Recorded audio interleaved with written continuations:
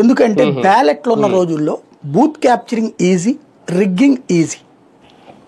Booth capturing అంటే తెలుసు, మొత్తం వచ్చేస్తారు 100-200 మంది, అందరు అవతలకి వెళ్ళిపోండి, మూసుకోండి కాసేపు. కత్తులు ఉంటాయి, కర్రలు ఉంటాయి. పోలీసులు ఒక జనరల్ ఎలక్షన్స్ అప్పుడు ఎంతమంది ఉంటారు పోలీసులు ఓ పోలింగ్ ఏరియాకి?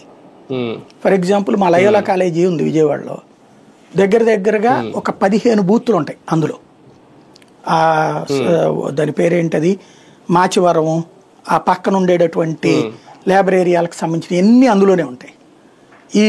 ఇందులో ఒకటి, అందులో ఒకటి, అట్లా ఉంటాయి.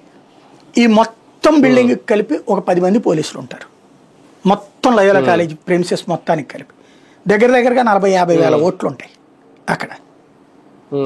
ఒకడు వచ్చేసేసి అందరూ ముసుగు కూర్చోండిరా అంటే పోలీసులు అవతలకి వెళ్తారు వీళ్ళు చెప్పగానే, భయంతోనూ లేదా ఇచ్చే డబ్బులతోనూ. తర్వాత బూత్ తలుపేసేసుకుంటారు, తక గుద్దేస్తారు. ఈ నెంబర్లన్నీ లైన్లో టిక్ పెట్టుకోండిరా అంటారు అందులో ఉన్నటువంటి ఏజెంట్లు కూడా.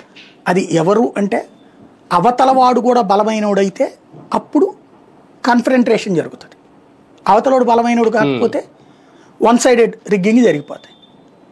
ఎన్ని చూసాం ఇట్లాంటి రిగ్గింగ్లు, నా కళ్ళ ఎదురుగుండా ఇదివరకు బోలెడు చూసా నేను. ఇందులో కమ్యూనిస్టులు ఒకప్పుడు బలంగా వచ్చాయి రిగ్గింగ్ల కారణంగా.